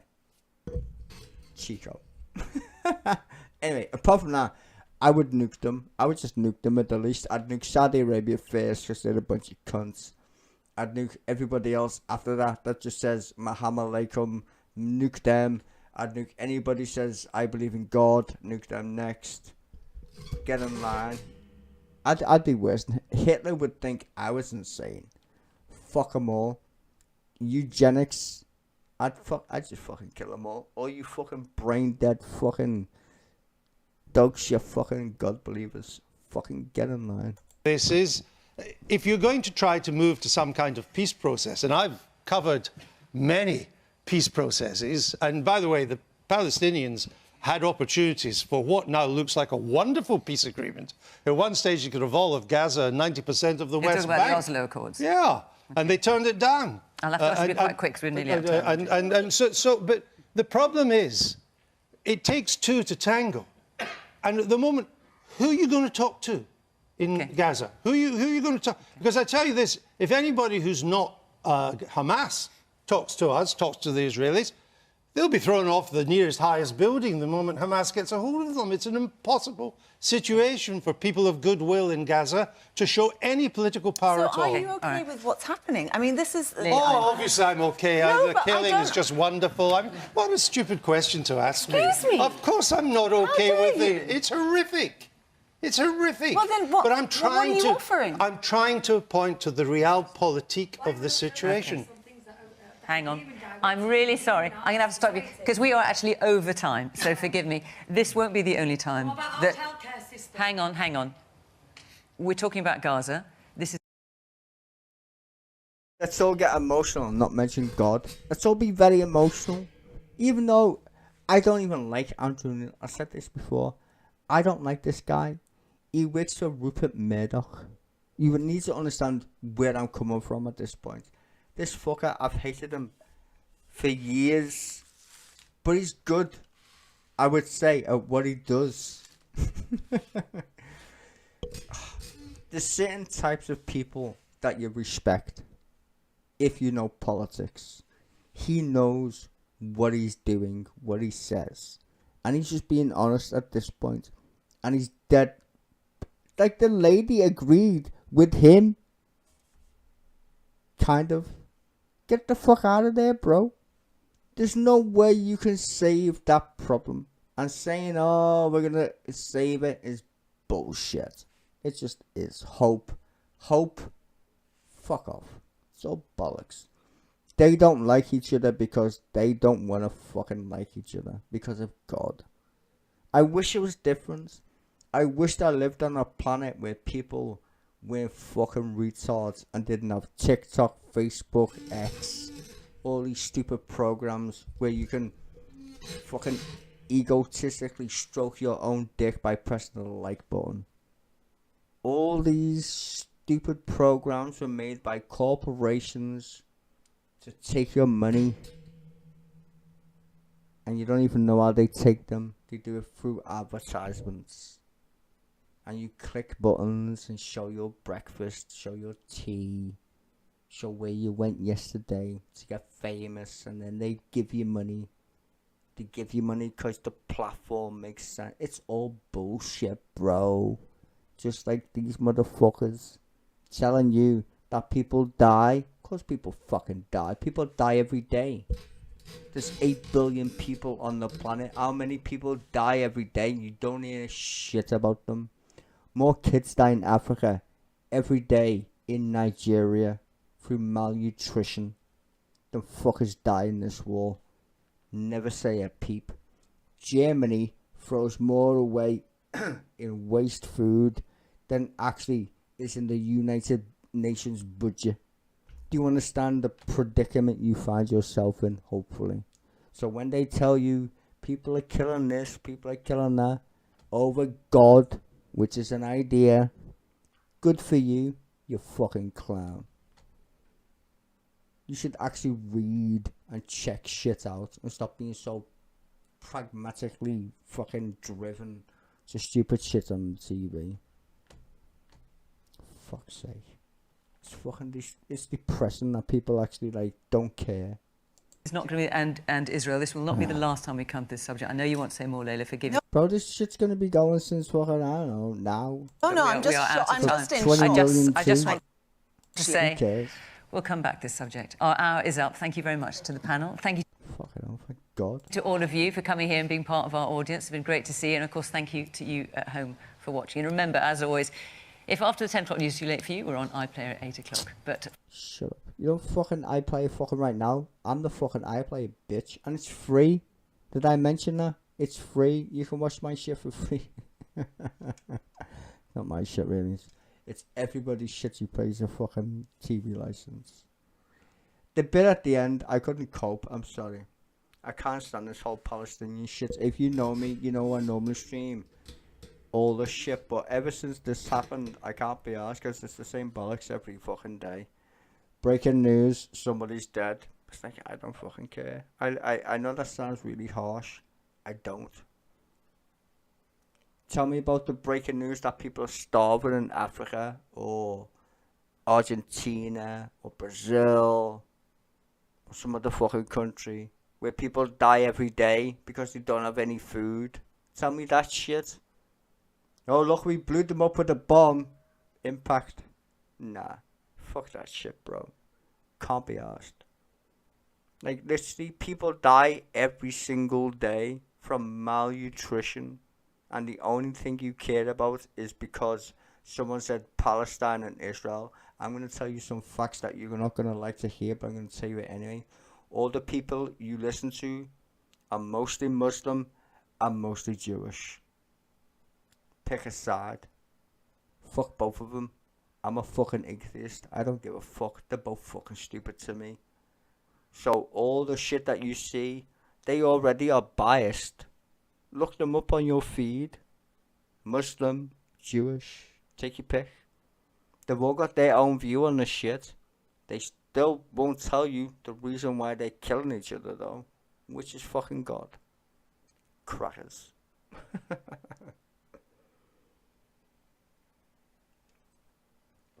Well, I mean, she could have said thank me. But, you know, I'm king, innit?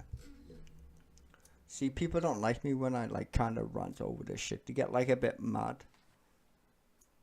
You get people that I get mad that I stream. Or you get people who are mad who don't like the truth. So they just end up running away anyway. Fuck them. I don't care. I don't care. They should do their own YouTube channels. Critique. Right? Isn't that what they call it these days, Rich? Critiquing videos. I should make a podcast or some shit. Just me and my cat. Some bollocks. I don't know. I mean, listen to some of the shit I listen to on the internet nowadays. It's fucking bizarre. You know what? There's so many dumb people who just want to make money who don't literally have a clue. Never read a history book. Never read a science book. Just don't even check shit. It's so stupid. But yet they got podcasts, 25,000 viewers, 70,000 subscribers. I'm like, dude, you're dumb as fuck. Like, literally, dumb as fuck. I didn't know you can get a job just asking questions and being stupid at the same fucking time. Lex Friedman is the stupidest fucking cunt ever. He just talks complete nonsense. Like, he literally admits in most of his podcasts he's fucking dumb, which he is. Have you seen how many followers he's got? Fucking loads. Hi, I'm Lex Friedman. I'm as monotone as I can possibly get. But because my dad's famous, I made a podcast and people come on my podcast. Bleh. Never asked anything interesting. At all. Just waffles like a twat. And then people listen to him. Joe Rogan, same thing. My name's Joe Rogan. I'm fucking stoned. Do you want to listen to me talk about being stoned? And then when I listen to you, it's questions, I'm like, yeah, you're stoned. Why would anybody listen to a stoned person and think that's intellectual unless you're also fucking stoned? I'm just saying. The level of fucking intellectual savviness on the internet is like -10 when it comes to podcasts and intellect shit. Even though so-called reporters are shite. Name me any reporter who's pointed out anything relatively interesting to you recently. None of them. None. They all talk complete and utter shite. You know why they talk utter complete shite? They get paid to. They get paid to be dead-brained fucking idiots. They just do.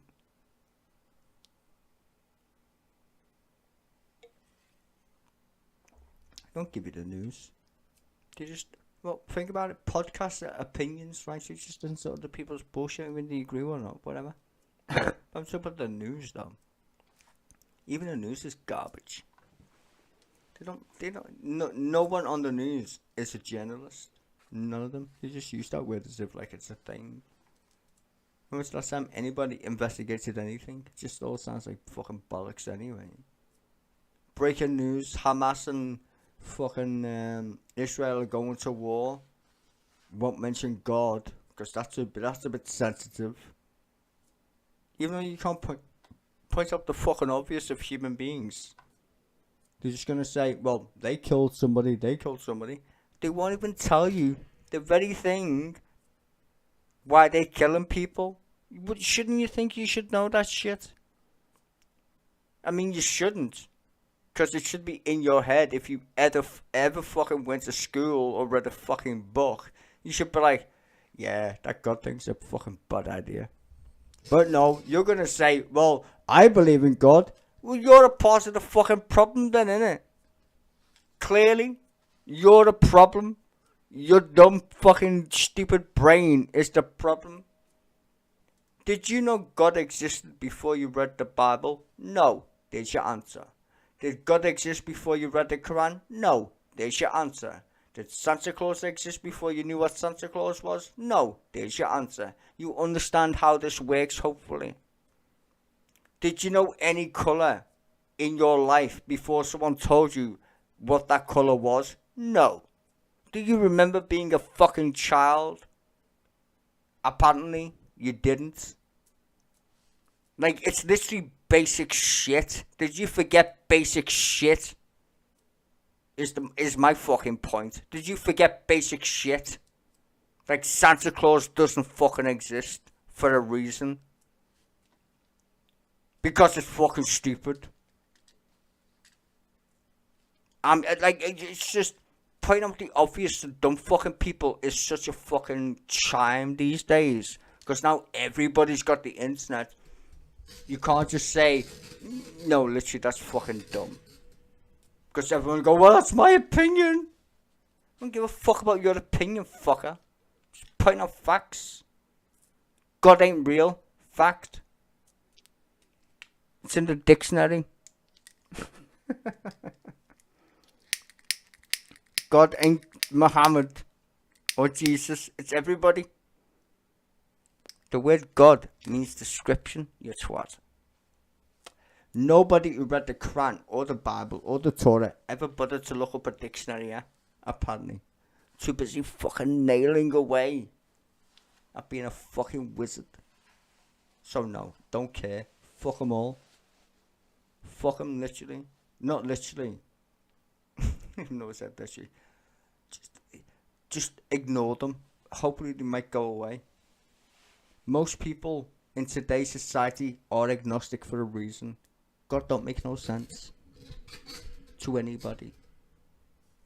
I've watched people got their house blown down in America in a tornado. Thank God I'm alive. Pretty sure it's God who blew down your house. But you see that the logic in their stupidity. Thank God I'm alive. God blew your house down. But you're thanking God that you didn't die, even though God put you in that position. You fucking moron. Oh, thank God. No. No. You're just stupid. That's what you are. You fucking waste of carbon. Imagine aliens visiting Earth. I made a video the other day on aliens. It probably lasted for like 3 hours. Aliens. Aliens come here to study how stupid we fucking are, probably. In fact, they probably don't even fucking care, because that's how stupid we fucking are.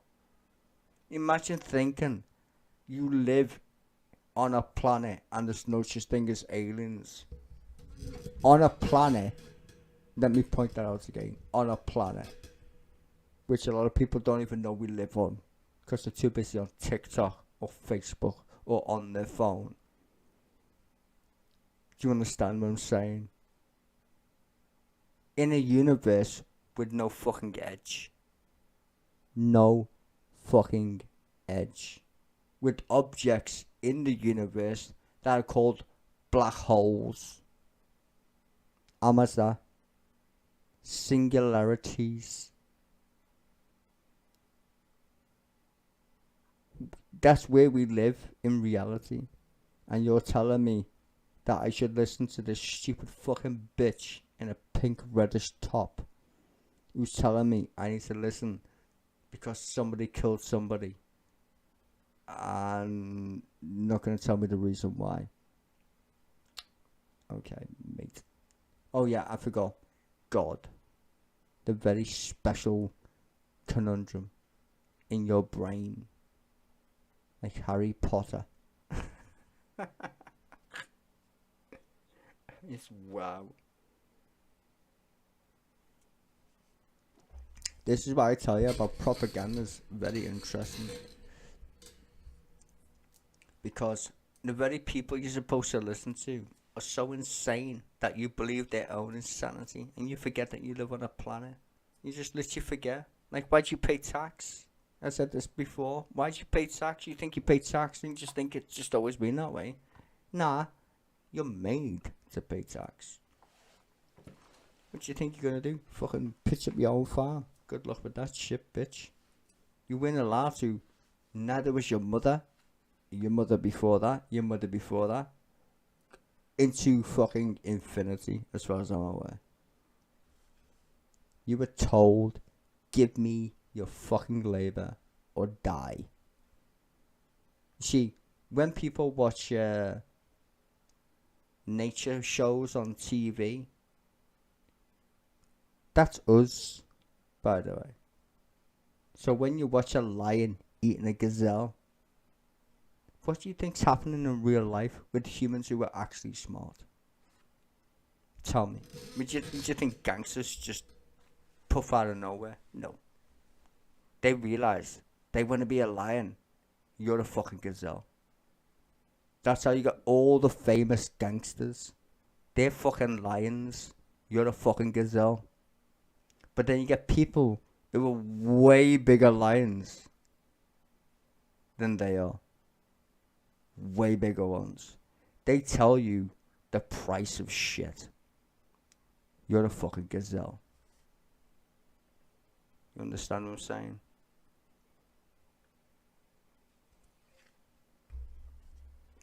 Anyway, fuck this Palestinian shit. The only reason why I interrupt that is it's fucking annoying. Just don't believe it. Well, believe it. Listen to it. Get your emotions tickled by these motherfuckers, right? But don't believe it as a true statement in terms of how you're supposed to process the information. Remember one thing.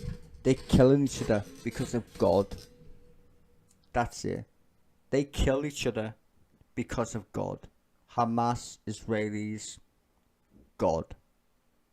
Just let that float around in your little noggin. Next time you watch one of these mad programs or see anything on the TV about this shit, God is the problem. And God is a concept. Literally. It's an idea. God's an idea. That's why there's more than one. If God was an actual thing, we wouldn't be having this conversation. We just wouldn't. It's not like fucking gravity. We all agree gravity exists, right? Because we can all agree that's fucking provable, regardless of your fucking opinion. Every fucking human, unless you're disabled, can jump up and fucking down. That's called gravity. In its fucking stupidest fucking terms. You say God to every human, what's God? You will get a billion different answers. That's not fucking objective. That's subjective. And these fuckers kill each other because they're both subjective fucking nutjobs. And there's just loads of them who live in a small space on planet Earth. In fact, there's a few of them all over the planet Earth, but you get the point when it comes to Israel Palestine. These are just nutballs who live in the same place. People who are religious are fucking crazy. And if you want to debate me on that, be my guest and bring your best mad ideas about why God exists. I'll be more than happy to cream your fucking cracker, motherfucker. Be my guest. Right there. Just click it. If you want to debate me about your God, which you can't define, you twat. I'll be back on Sunday. Blech.